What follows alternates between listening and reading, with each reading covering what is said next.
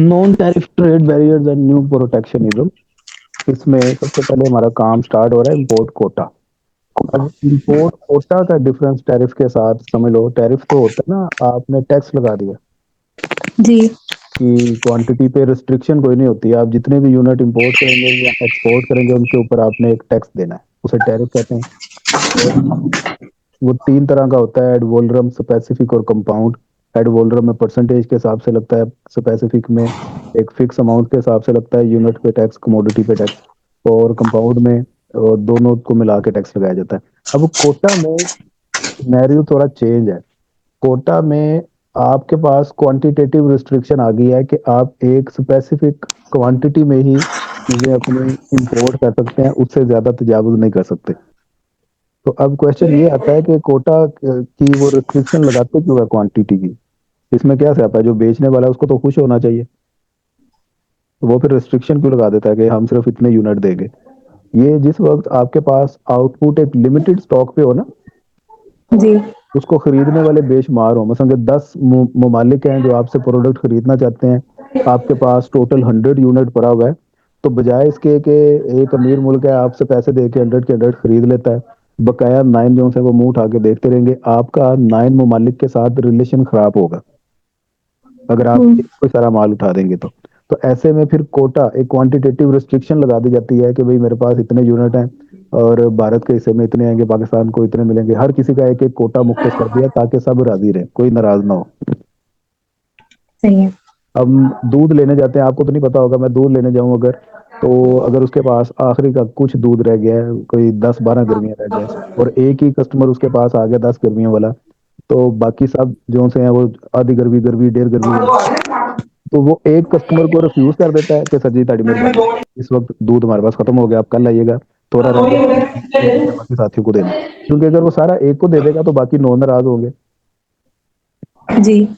तो इस वजह से फिर उसने एक कोटा रख दिया कि या तो सारे इतना इतना ले लें, या फिर वो जो हैवी बल्क में लेने वाला है उसको वो रिफ्यूज कर दे। कोटे का भी मकसद यही होता है कि क्वांटिटेटिव रिस्ट्रिक्शन लगा दी जाती है जिस वक्त आपके पास स्टॉक लिमिटेड अमाउंट में हो, ताकि बाकी ममालिक के साथ रिलेशन डिस्टर्ब ना हो।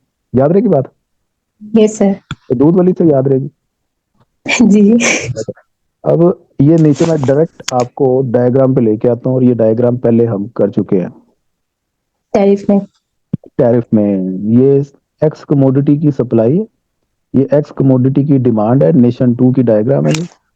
और नेशन टू में एक्स का इक्विलिब्रियम आ रहा है 3 रुपए पे, और अगर ये 30 की क्वांटिटी रखता है तो डिमांड और सप्लाई बराबर है। अब नेशन वन में हम्म। 1 रुपए का प्रोड्यूस हो रहा है, हम अगर उससे 1 रुपए का इंपोर्ट करते हैं तो 1 रुपए के हिसाब से हम 10 बना रहे हैं अपने मुल्क में। 70 की डिमांड है, 60 की शॉर्टेज है डिमांड की, एक्सेस डिमांड है, तो ये पोर्शन 60 यूनिट एक्सपोर्ट हो रहे हैं, सॉरी इंपोर्ट हो रहे हैं। जी। अब जिस वक्त 100% एडवोलरम टैरिफ लगता है तो प्राइस एक से इंक्रीज करके 2 पे चली जाती है, और 2 पे जी। हमारी प्रोडक्शन ये 20 पे आ गई, और डिमांड 50 पे आ कम हो गई। गए। इन दोनों के दरमियान शॉर्टेज अब 30 की 30। थी, तो अब इंपोर्ट हमारी हो रही है 30 की। हम फर्ज कर सही। लेते हैं कि कोटा जो हमें मिला हुआ है वो 30 यूनिट्स का मिला हुआ है,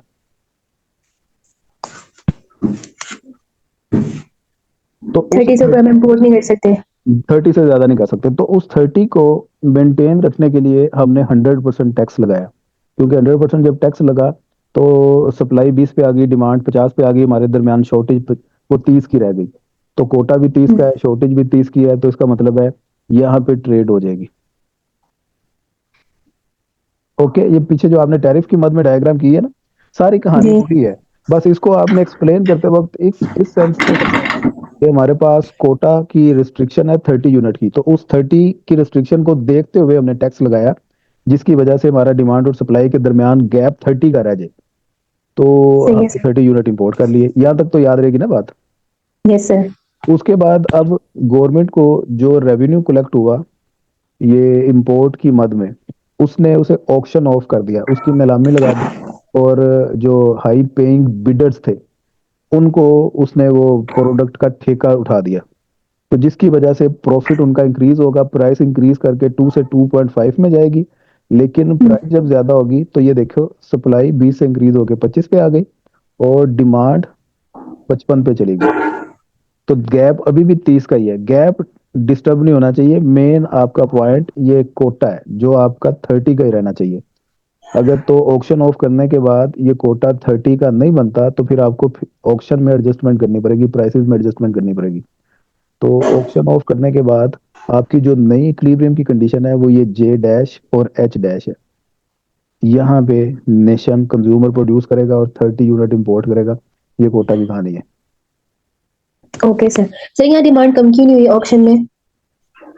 ऑक्शन में डिमांड कम इसलिए नहीं हुई क्योंकि यहाँ पे वो प्राइस के साथ अफेक्ट नहीं हम देख रहे। और प्राइस जब ज्यादा होती तो डिमांड कम होती। यहाँ पे ये डिमांड कर्व पहले शिफ्ट हुई है आगे। डिमांड सही है। कर्व होने की वजह से हमारी प्राइस अप हुई है और क्वांटिटी में इजाफा हुआ। Okay sir. Comparison of quota and tariff. Quota and tariff का कंपैरिजन जुबानी जुबानी बताना आना चाहिए, पर जरूरत नहीं है। वैसे एक आधी बार पढ़ भी लो तो अच्छी बात है। कोटा में क्वांटिटेटिव रिस्ट्रिक्शन होती है, टैरिफ में रिस्ट्रिक्शन कोई नहीं होती। इसमें भी प्राइस इंक्रीज होती है, उसमें भी प्राइस इंक्रीज होती है।